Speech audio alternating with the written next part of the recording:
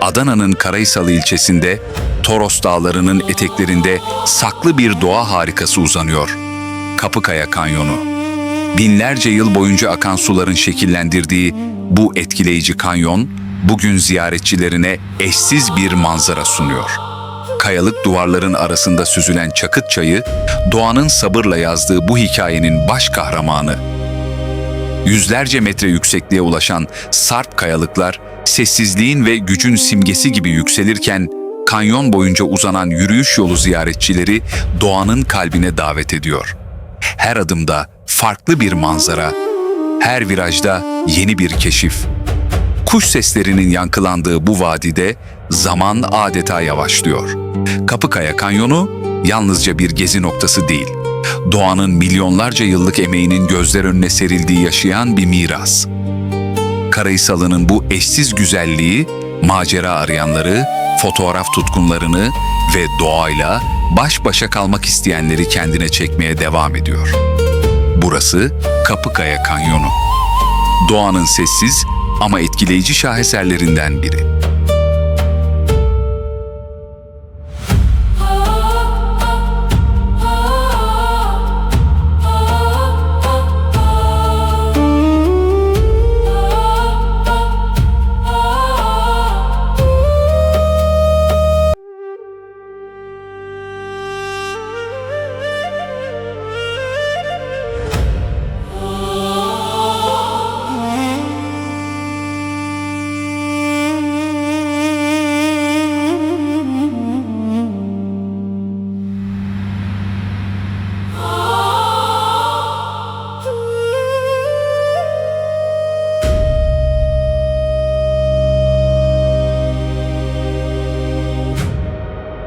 Hayat bazen ağır gelir. Omuzlarımızda taşıdığımız yükler, yetişmeye çalıştığımız saatler ve hiç bitmeyen telaşlar arasında kendimizi unuturuz. Oysa doğa bize her zaman aynı şeyi fısıldar. Yavaşla. Şu kayalara bakın, milyonlarca yıldır ayaktalar. Rüzgar geldi geçti, yağmurlar yağdı, mevsimler değişti. Ama onlar sabretmeyi bildi. Şu akan suya bakın. Önüne çıkan hiçbir engeli kavga ederek aşmadı. Sadece yoluna devam etti. Ve sonunda en sert kayaları bile şekillendirdi. Belki de hayatın en büyük dersleri burada saklıdır. Güçlü olmak her zaman sert olmak değildir. Bazen güçlü olmak, yıkılmadan devam edebilmektir. Tıpkı doğa gibi. Bu yüzden fırsat buldukça dışarı çıkın. Yeni yerler görün. Yeni yollar yürüyün. Dağlara bakın, ormanları dinleyin, kanyonların arasında kaybolun. Çünkü insan doğadan uzaklaştıkça yorulur. Doğaya yaklaştıkça kendini hatırlar. Belki aradığınız huzur bir ekranda değildir. Belki bir bildirimin içinde değildir. Belki de bir patikanın sonunda, bir kayanın üzerinde ya da bu sessizliğin tam ortasındadır. Hayat kısa, dünya büyük ve keşfedilmeyi bekleyen sayısız güzellik var. Yola çıkın, görün, hissedin. Çünkü bazen en uzun yolculuklar insanı kendisine götürür.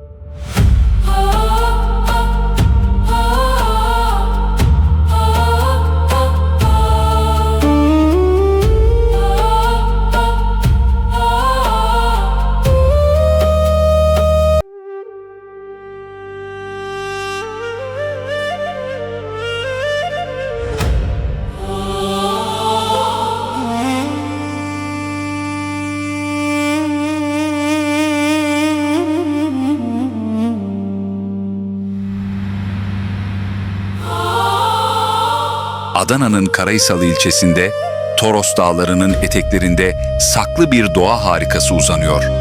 Kapıkaya Kanyonu'nun. Binlerce yıl boyunca akan suların şekillendirdiği bu etkileyici kanyon, bugün ziyaretçilerine eşsiz bir manzara sunuyor. Kayalık duvarların arasında süzülen Çakıt Çayı, Doğanın sabırla yazdığı bu hikayenin baş kahramanı. Yüzlerce metre yüksekliğe ulaşan sarp kayalıklar, sessizliğin ve gücün simgesi gibi yükselirken, kanyon boyunca uzanan yürüyüş yolu ziyaretçileri doğanın kalbine davet ediyor. Her adımda farklı bir manzara, her virajda yeni bir keşif. Kuş seslerinin yankılandığı bu vadide zaman adeta yavaşlıyor. Kapıkaya Kanyonu yalnızca bir gezi noktası değil, doğanın milyonlarca yıllık emeğinin gözler önüne serildiği yaşayan bir miras. Karaisalı'nın bu eşsiz güzelliği, macera arayanları, fotoğraf tutkunlarını ve doğayla baş başa kalmak isteyenleri kendine çekmeye devam ediyor. Burası Kapıkaya Kanyonu. Doğanın sessiz ama etkileyici şaheserlerinden biri.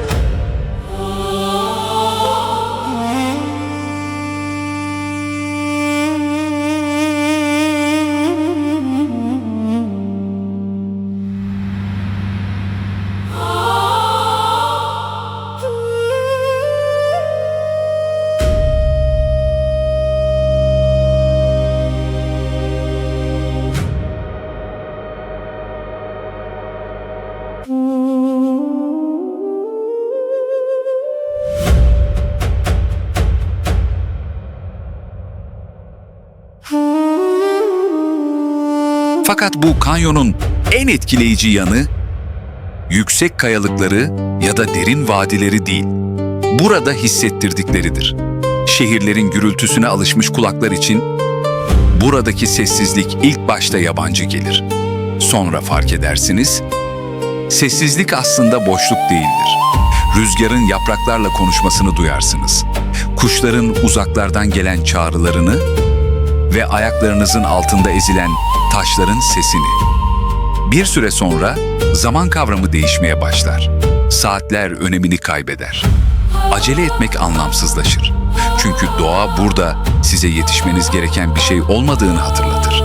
Her viraj yeni bir pencere açar. Bazen gökyüzüne, bazen kayaların arasındaki dar geçitlere, bazen de insanın kendi düşüncelerine. Belki de bu yüzden insanlar yüzyıllardır dağlara, vadilere ve kanyonlara yöneliyor. Manzarayı görmek için değil, kendilerini duymak için.